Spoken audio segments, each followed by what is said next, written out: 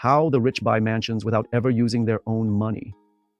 What if I told you that the wealthiest people in the world are buying multi-million-dollar mansions without ever spending a dime of their own money?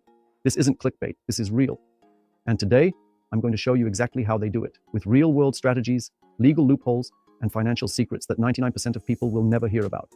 So grab a coffee, hit that like button, and let's break down how the rich play by an entirely different set of rules. OPM, other people's money. We've all heard the term, but the rich actually live by it. They've mastered the art of leveraging banks' money, investors' money, appreciation, and equity tax strategies. Example, a billionaire isn't walking into a real estate office with a briefcase full of cash. They're making a call to their banker or leveraging assets they already own. Let's break it down step by step. The rich use assets to buy assets.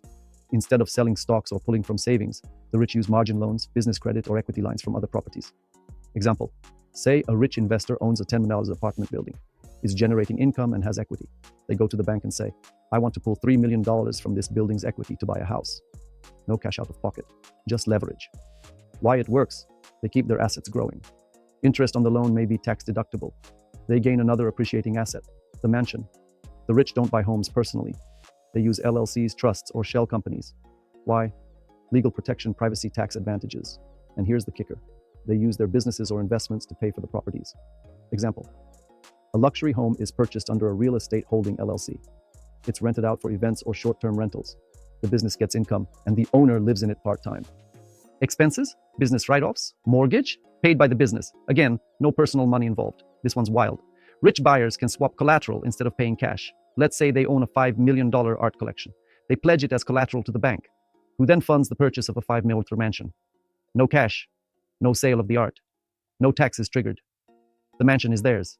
And the moment the property appreciates, they refinance and pull out more money tax-free. The rich love debt, not the bad kind, strategic debt. They borrow against assets at low interest rates, then use that cash to live, invest, and yes, buy homes.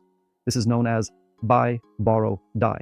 Buy assets, borrow against them tax-free, and pass them on, avoiding capital gains taxes completely.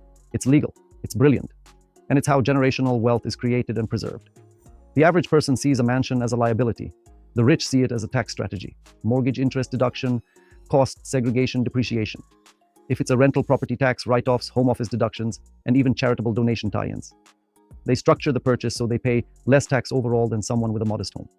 In some cases, their accountant makes the mansion free by offsetting income from other investments. So let's recap. Use equity or loans, not savings. Buy through LLCs or trusts. Use assets as collateral, borrow to live tax-free, maximize tax deductions legally.